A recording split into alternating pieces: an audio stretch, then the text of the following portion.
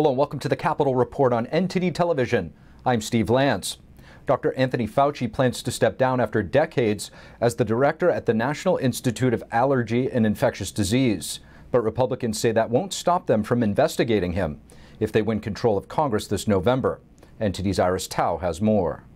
And the CDC. Dr. Anthony Fauci, the nation's top doctor who became a household name during the COVID-19 pandemic, As many people vaccinated. is leaving office after 5 decades of service. In a Monday statement, Fauci says he'll step down in December as director of the National Institute of Allergy and Infectious Diseases and as chief medical advisor to President Biden. He stresses that he's, quote, not retiring, but pursuing the next phase of his career. President Biden praised Fauci on Monday, saying his work has touched all Americans' lives. Gain-of-function research has the potential to unleash a global pandemic. Fauci's retirement, meanwhile, comes as Republicans vow to investigate him over allegations that he funded virus research in Wuhan, China. Again, in 2014, Dr. Fauci gave another grant to DASIC for SARS research in China. DASIC partnered with who? The Wuhan Institute of Virology. A slew of Republicans said Monday that Fauci's resignation won't shield him from a probe, with Senator Rand Paul vowing, quote, a full-throated investigation into the origins of the pandemic, and House Minority Whip Steve Scalise saying Fauci will have, quote, ample time in retirement to testify. Fauci, meanwhile, said this last month. Investigate me for what? For telling people to get vaccinated? For telling people to wear a mask? If they want to investigate me for that, go ahead. And while Representative Andy Biggs accuses Fauci of, quote, conveniently resigning to avoid accountability, Fauci has previously denied that pressure from Republicans would cause him to quit.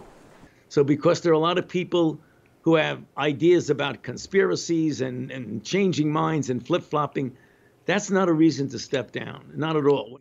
Reporting by Iris Tao, NTD News.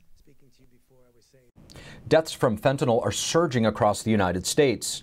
U.S. Customs and Border Protection is struggling to confiscate the drug before it enters the country. Federal agents seized over 2,100 pounds of the highly lethal synthetic opioid in July.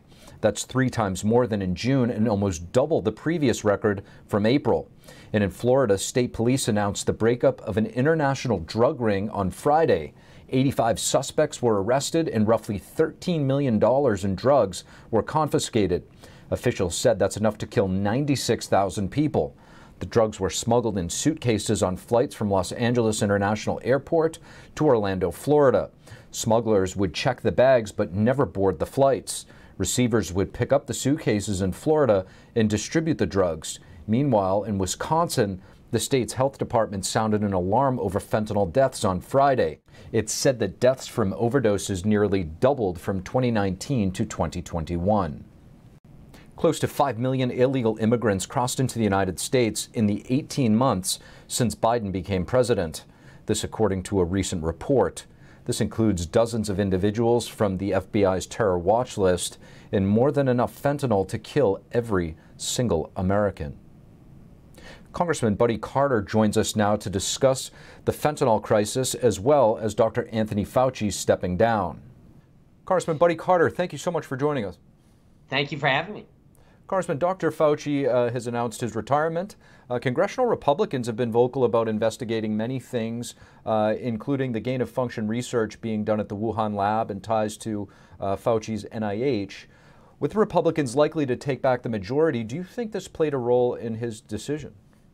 Well, I don't know what played a role in this decision. I suspect this did. It should have, because I tell you, come next January, when we get into the majority, oversight and investigation, particularly into the origin of this virus, is going to be on the top of our list. And Dr. Fauci has been inconsistent. He's flip-flopped. He has declined to even look into the possibility and the probability, if you will, that this started in the Wuhan labs and that it was a result of gain-of-function research. Dr. Fauci has resisted that and not wanted to participate in that. Well, now he's going to have to answer questions before Congress. Listen, the only better news I could have gotten today, other than the fact that he's retiring, is that he would have been fired. But nevertheless, I'm I think he better have plenty of time on his hands come January, because we're going to be wanting to talk to him. Congressman, you mentioned Dr. Fauci flip-flopping on issues. An old video of Dr. Fauci has resurfaced about him talking about natural immunity, basically unequivocally saying that the best form of inoculation is to have gotten the virus. Yet when asked recently about COVID-19 and having natural immunity, he hasn't really answered the question directly. This has a lot of people asking questions. Why do you think he answered it this way? You know, that's a good question, because, and that's the problem. That's why people have lost faith in his leadership, is because of the fact that he's flip-flopped on so many issues. And this is a perfect example of it. I mean, look, I got vaccinated. I went through the clinical trials, wanted to set a good example. I've had COVID. I've had the antibodies as well. So we've always known that the best source of defense and to build up immunity is through having the virus itself. We know that is the case. But with him flip-flopping, that's what's led to the deterioration of confidence in his ability to lead. So, you know, this is good news for America, because we need to take the politics out of healthcare. He has inserted politics into healthcare, and I think that's going to be his legacy, and it's not a good legacy at all, the fact that he put politics into our public healthcare system. Now, you're saying that he will be called to testify. Senator Rand Paul also saying this as well. With him retiring, is there a possibility that the scope, or say the vigor of an investigation will be affected?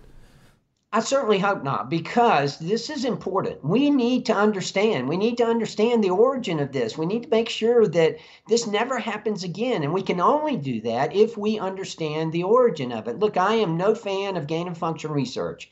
You know, Albert Einstein said long ago, the only thing worse than ignorance is arrogance. And I consider gain of function research to be nothing more than intellectual arrogance. It has no place in our society. We need to make sure that we're not doing this again. And if indeed this did come from a leak in the Wuhan lab, then China needs to be held responsible. There's no question about that.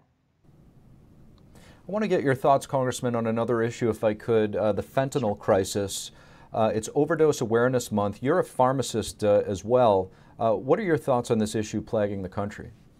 Listen, this is a national epidemic. There's no question about it. And the drugs that are coming across that southern border, you know, I think most people look at the southern border, they focus on the illegal immigrants who are coming across. I get it. I understand that is important for us to pay attention to that. But the illegal drugs that are infesting our communities, and it's every community, even in my district in South Georgia, we've got some counties that have gang activity directly related to the Mexican cartels.